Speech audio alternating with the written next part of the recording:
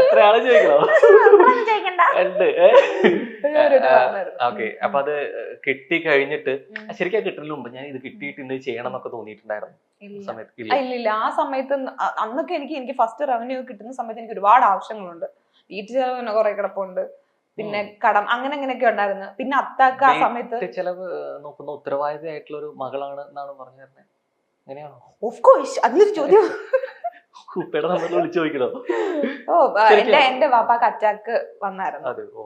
പുള്ളിക്ക് 3 ബ്ലോക്ക് ഉണ്ടായിരുന്നു. ഇപ്പൊ 2 സർജറി കഴിഞ്ഞിട്ടിരിക്കുകയാണ്. അപ്പൊ അത്ത ജോലിക്കൊക്കെ പോയിട്ട് കുറെ ഞാൻ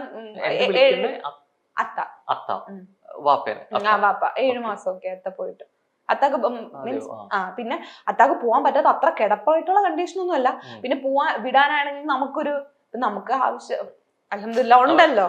റിച്ച് ഡോട്ടർ റിച്ച് ഡോട്ടർ ഒന്നും അല്ല, വാപ്പായും ഉമ്മായൊക്കെ നോക്കാൻ പറ്റുന്ന ഒരു ലെവലിൽ പഠിച്ചാൽ നമുക്ക് തരുന്നുണ്ടല്ലോ അൽഹംദുലില്ലാഹ്. അപ്പൊ പിന്നെ വയ്യാത്തൊരു മനുഷ്യനെ പറഞ്ഞു വിടണ്ടെന്നുള്ളൊരു തോന്നലാണ്. തലയുടെ മേലൊരു വട്ടം കാണുന്നു. ഇപ്പൊ ഇത്രയും ബ്ലെസ്ഡ് ആയിട്ടുള്ള ഒരു സംഭവം. സിബ്ലിങ്സ് ഇപ്പൊ വേറെ ആരൊക്കെ ഉള്ളപ്പോ? അനിയൻ. അപ്പൊ മൂത്ത ആളാണ്, കുറെ കൂടി ഉത്തരവാദിത്തം ആയിക്കോടും. എന്നിട്ട് ഫസ്റ്റ് ചെയ്ത കാര്യം എന്തായിരുന്നു? അപ്പൊ അങ്ങനെ എനിക്ക് ഓർമ്മയില്ല. ഞാൻ പറഞ്ഞില്ലേ, അത്താക്ക് ഒരു സർജറിയും കൂടെ ചെയ്യാനുണ്ടായിരുന്നു. പിന്നെ വേറെ എന്തൊക്കെയോ ചെലവുകളും കാര്യങ്ങളും ഉണ്ടായിരുന്നു. അല്ലാതെ എനിക്കിത് കൂട്ടി വെച്ചിട്ട് എനിക്ക് നാളെ ഒരു ക്യാമറ അങ്ങനെ ഒന്നും ചിന്തിക്കാനുള്ള ഒരു ലെവലിലല്ലായിരുന്നു ഞാനപ്പോ. എന്നിട്ട് ഇപ്പൊ ചിന്തിച്ചു തുടങ്ങിയോ? ഇല്ല, ഇപ്പോഴും ചിന്തിച്ചിട്ടില്ല. ഇത് വരുന്നതൊക്കെ എന്താ ചെയ്യുന്നത്? ഈ ചൊറക്കം കൊള്ളാലോ. എന്ത് ചെയ്തു? അങ്ങനെ പ്രത്യേകിച്ചൊന്നും ഇല്ല. ഞാൻ പറഞ്ഞില്ലേ, വലിയ പ്ലാനിങ് ഒന്നും ഇല്ല. എനിക്ക് ഇന്നത് വാങ്ങിക്കണമെന്നൊന്നും ഇല്ല. നാളെ സമയത്ത് എന്തെങ്കിലും പൈസ ഇരുന്നിട്ട് എനിക്ക് ഇപ്പൊ ഒരു ക്യാമറ വാങ്ങിക്കണമെന്ന് തോന്നുവാണെങ്കിൽ അപ്പൊ ഞാൻ പോയി വാങ്ങിക്കും. അപ്പൊ ഇപ്പൊ ആരാ ചെയ്യുന്നത്? സെൽഫ് ആയിട്ട് തന്നെയാണോ അത് വേറെ ക്യാമറ ആരെങ്കിലും ചെയ്യുന്നുണ്ടോ? ഫോണിൽ തന്നെയാണോ എല്ലാം എടുക്കുന്നത്? അനിയ ഹെൽപ്പ് ചെയ്യോ?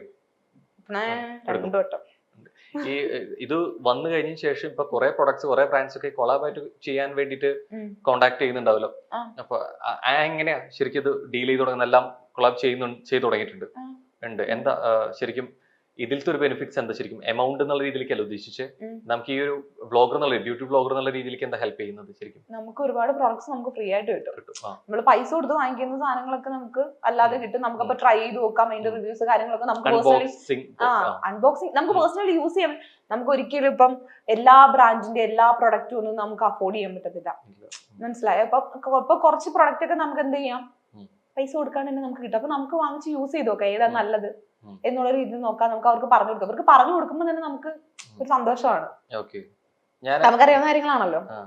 ഇപ്പൊ ഓരോ പ്രൊഡക്ട്സിനെ കുറിച്ച് പറയുമ്പോഴാണെന്നുണ്ടെങ്കിലും പലപ്പോഴും പറയുന്ന ഒരു കാര്യമുണ്ട്, ഇതൊക്കെ ഇപ്പോഴല്ലേ ശീലായ, അല്ലെങ്കിൽ പണ്ടത്തെ ആൾക്കാരൊന്നും ഉപയോഗിച്ചിരുന്നില്ലല്ലോ. ഇപ്പൊ അവരുടെ സ്കിന്നാണെങ്കിലും അവരിതിനാണ് ഒരു ബുദ്ധിമുട്ടില്ലല്ലോ എന്നുള്ള സാധനം വരുന്നുണ്ട്. ഇതേ ചോദ്യം കുറെ ജാസ്മിന് വന്നിട്ടുണ്ടാവും തോന്നുന്നു. ഉണ്ട്. അവരോടൊക്കെ പറയാനുള്ള ഒരു മറുപടി എന്താ? പണ്ട് എന്റെയൊക്കെ വാപ്പായൊക്കെ പറയാറുണ്ട്, വാപ്പായും വാപ്പാടെ വാപ്പായൊക്കെ വാപ്പാടെ വാപ്പ പറയുമല്ല, മീൻസ് അങ്ങനെയുള്ള ആൾക്കാരൊക്കെ പറയാറല്ലോ, എന്ത് നമ്മള് പണ്ട് സ്കൂളിൽ പോകുന്നത് നടന്നായിരുന്നു, ചെരുപ്പില്ലായിരുന്നു, എന്തുവാ ഒരു നിക്കറ് മാത്രം ഇട്ട്. ഇപ്പൊ പോവോ? നിക്കറിട്ട് പോവോ? നിക്കറിട്ട് ചെരുപ്പിടാണ്ട് ഇത്രയും കിലോമീറ്റർ നടന്ന് പണ്ടത്തെ പോലെ പോവോ? പോകുന്ന സ്കൂളുകളും സാഹചര്യങ്ങളും ഉണ്ട്. പക്ഷെ പണ്ട് ഒരു 95% ആൾക്കാരും അങ്ങനെ പൊക്കോണ്ടിരുന്നവരാണെന്നാണ് പറയുന്നത്. ഇപ്പൊ ഒരു 5% പോണുള്ളൂ.